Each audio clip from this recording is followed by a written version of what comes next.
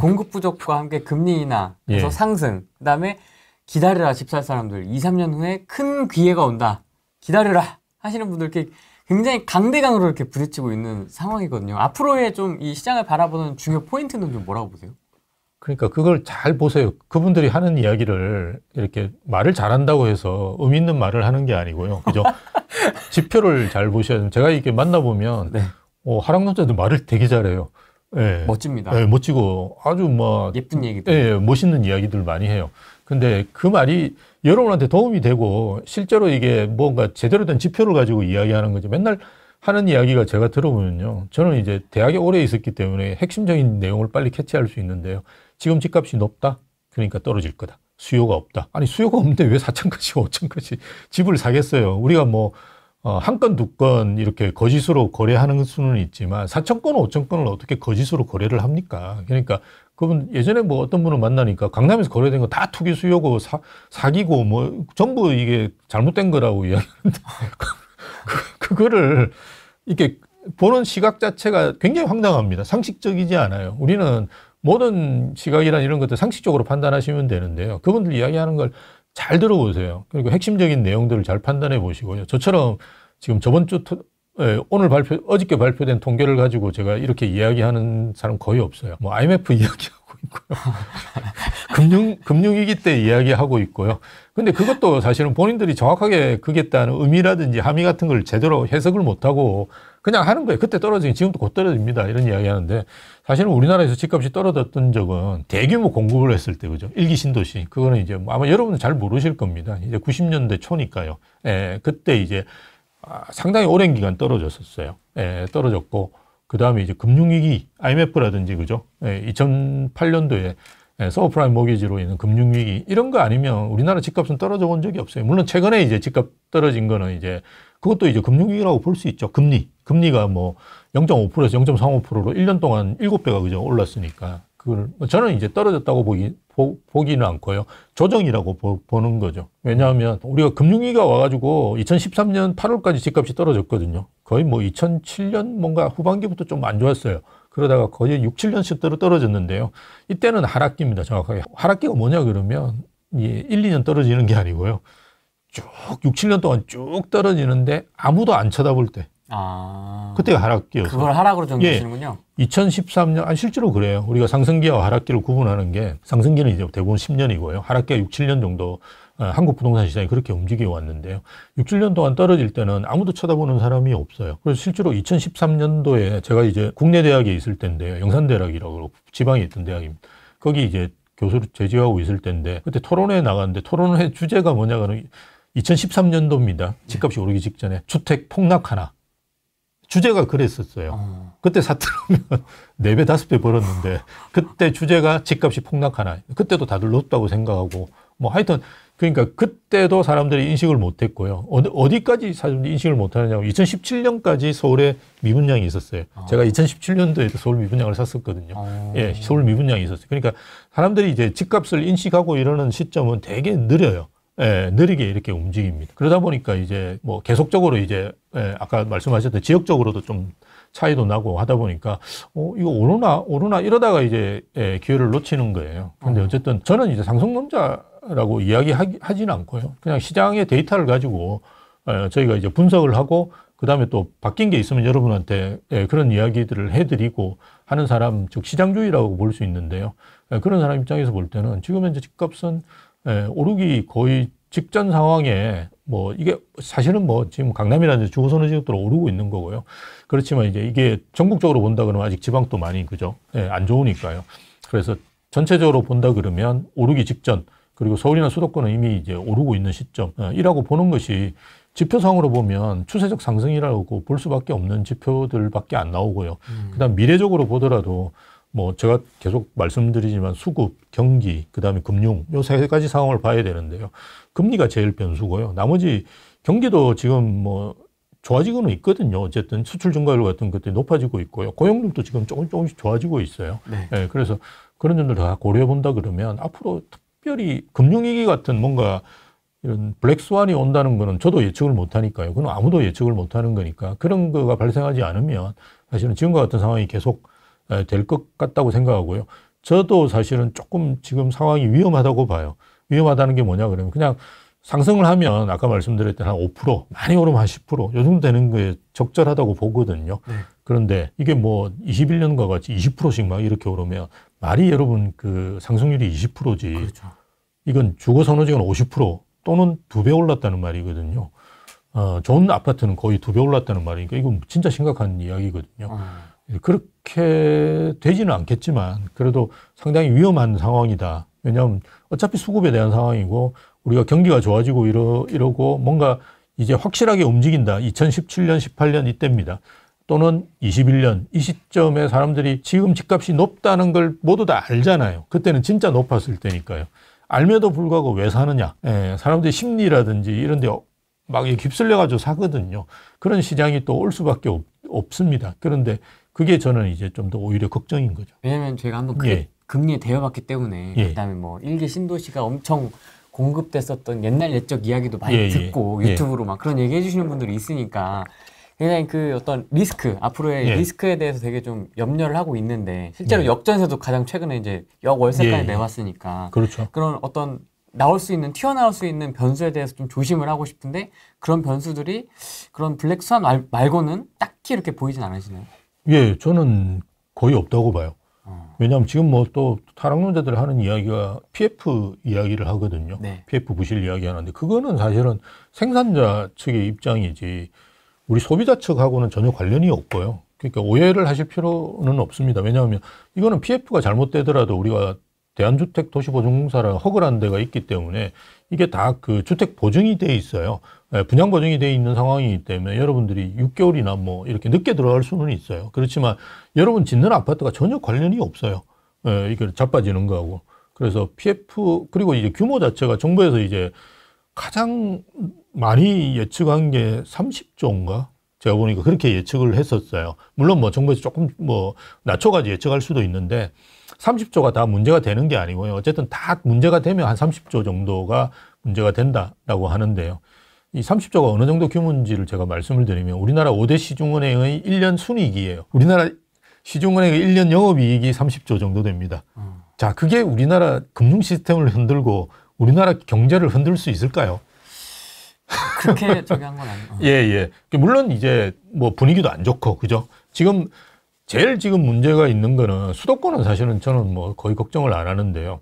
이게 밀려가지고 금방 이제 파급 효과가 있으니까요. 근데 지방까지 이제 내려가지는 않거든요. 근데 지방의 미분양, 그리고 중공업 미분양이 거의 80%가 계속 유지되고 있어요. 근데 이게 유지된다는 말은 제가 이제 본 게 한 2, 3년 동안 계속 그렇게 봐왔거든요. 예, 미분양이 좀 적었을 때부터 지금 좀 많았을 때, 물론 뭐 지금 한 6만, 7만 되는데, 뭐 신고 안 하는 것도 있겠죠. 그래서 한 10만 될 수도 있고요. 근데 예전에 16만 5천까지 갔었어요. 그때도 신고 안 하니까 치면 한 20만 몇 천은 있을 수 있죠. 우리나라 이제 통계집계상의 문제이기 때문에 이건 추세를 보는 게 의미가 있고요. 6, 7만이면 사실 예전에 엄청나게 많았을 때에 비하면 그렇게 엄청난 숫자는 아니고요. 대신에 이 80%가 지방에 몰려 있는 건 문제예요. 이거는 2, 3년 동안 계속 지방에 80%가 몰려있다는 건 구조적인 문제거든요. 이건 지방은 안 내려간다는 거죠. 이게 잘 아시다시피 우리 여기 이제 후랭이 TV 같은 경우는 그래도 집을 가지신 분들이 많고 하니까 잘 아시겠지만 지방에 집이 오르려면 서울 사람들이 일단 가서 좀 마중무 역할을 좀 해줘야 됩니다. 그래서 제가 예전에 부산에 그 양산에 있을 때는 학교에 있을 때도 강의하러 다니면서 제가 했던 이야기가 뭐냐 그러면 야 모델하우스 가서 서울 사람들 이야기가 들리면 사. 그 이야기를 내가 많이 해드렸었거든요. 그게 이제 원래 외진 투자 비율이라고 해가지고 외진 매입 비율이 있습니다. 그건 뭐 어느 지역이나 다 있으니까요. 그래서 그렇게 해야 되는데 지금 서울 사람들이 지방 내려가서 사겠습니까? 못 사요. 일단 그 취득세 때문에도 못 사고요. 그 다음에 지금 똘똘한 한 채로 해서 그냥 한 채만 있는 거는 종부세도 이제 안 내게 만들어 준다는데 그 지방에 다 퍼뜨려가지고 종부세를 1억씩 2억씩 낼 이유가 있겠습니까? 그죠? 그래서 지금은 내려갈 수 있는 상황이 아니에요. 그래서 이게 구조적으로 계속 지방 부동산의 미분양은 남을 수밖에 없고요. 그렇다고 해서 분양을 안 하느냐 지방 하잖아요. 이 건설회사가 우리나라는 1000세대를 분양을 해야 되기 때문에 이게 어차피 가만히 있어도 망하거든요. 그래서 가만히 있어가 망하나 그냥 한번 해보고 망하냐 이런 식으로 해서 하는 거예요. 그래서 또 미분양이 쌓이고 이렇게 계속 됩니다. 그래서 이게 구조적인 문제이기 때문에 지금 지방은 예전에 우리가 계속 써왔던 거예요. 5년 양도세 면제 그거 하라고 제가 한 2년 전부터 이야기해왔던 것 같아요. 조특법 예, 예. 99조 2. 그러니까요. 그거가 안 써본 게 아니고요. 옛날부터 많이 썼던 정책이에요. 그래서 그거 쓰면 제일 효과가 있습니다. 그게 무슨 서울하고 아무 상관이 없잖아요, 사실은. 근데 기껏 던진 게 그것도 그 법안이 통과가 안 되니까 필요도 없는데 중공업 미분양에 대해서 그죠? 1주택으로 인정할 때 안 친다. 네. 이거 정도 했는데요. 중공업 미분양 뭐 10,000세대 정도밖에 안 되고 이미 정리될 거 다 정리되고 난 다음에 나온 건데 그게 뭐 그렇게 의미가 있겠습니까? 그러니까 지방의 80%니까 한 8,000세대 있는데 흩뿌려 놓으면 얼마 되지도 않잖아요. 그래서 그거는 사실 큰 의미가 없고요. 그냥 미분양을 매입을 하면 5년 동안 양도세 면제라든지 이거를 좀 하는 거 외에는 방법이 없어요. 그래서 그거를 해야 되는데 그거 이제 뭐 말이 좀 다른 데로 흘리긴 했는데요.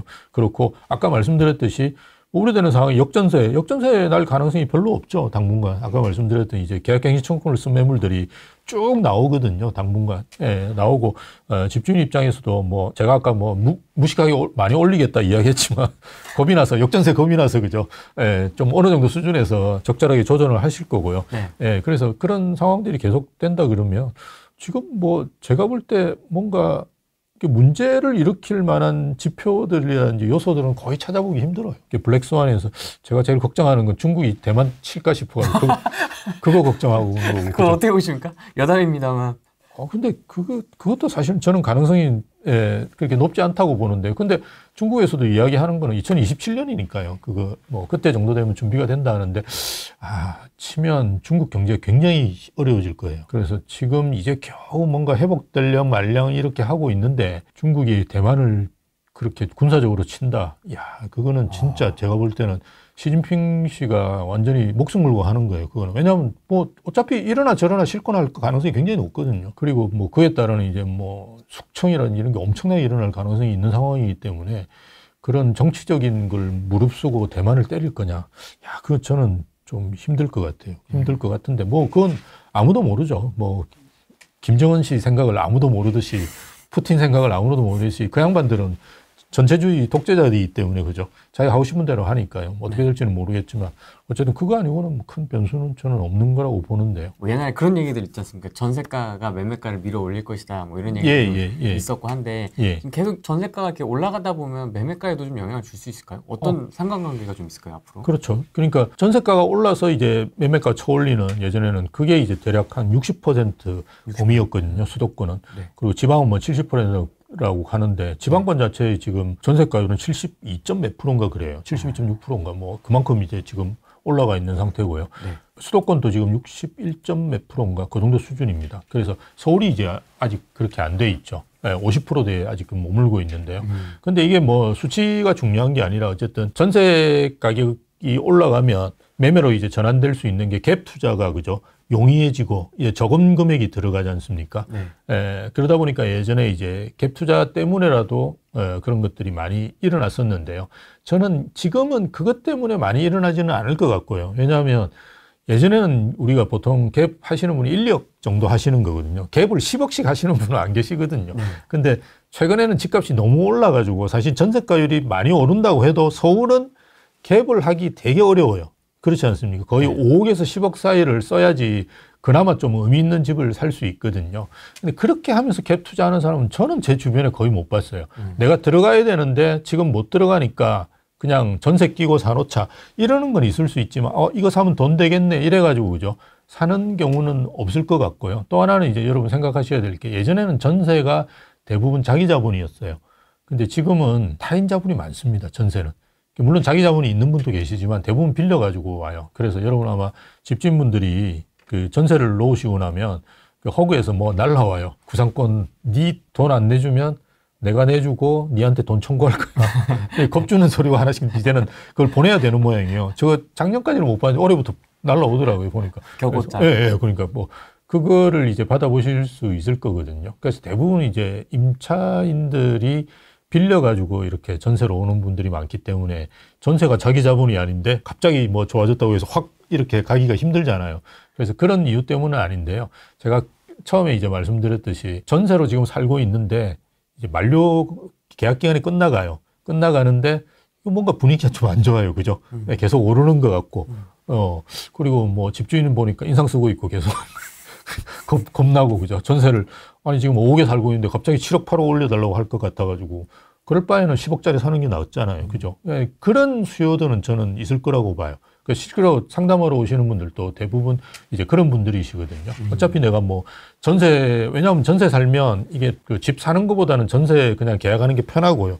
전세 계약하면 또한 사람이 그냥 조금 이게 특이한, 뭐 원래 우리가 편한 걸 좋아하지 않습니까? 그러다 보니까 그냥 4년 동안 그냥 있자 이런 생각을 많이 하시거든요. 네. 그럼 4년 훅 가고 나면 만약 지금 가격이 본격적으로 오르는 시점이다라고 하면 4년 후에는 어떻게 돼 있겠습니까? 한 2배는 돼 있을 수도 있잖아요. 네. 그럼 완전히 또 벼락거지 되는 거거든요. 그에 대한 불안 이런 것도 있으시기 때문에 이렇게 옮겨가지고 이제 사시려고 하는 분들이 꽤 많아요. 그래서 저는 갈아타기 수요 중에 전세에서 매매로 이렇게 갈아타기 하시는 분도 저는 갈아타기 수요라고 보고요. 지금 현재 그렇게 하시는 분들도 꽤 있어요.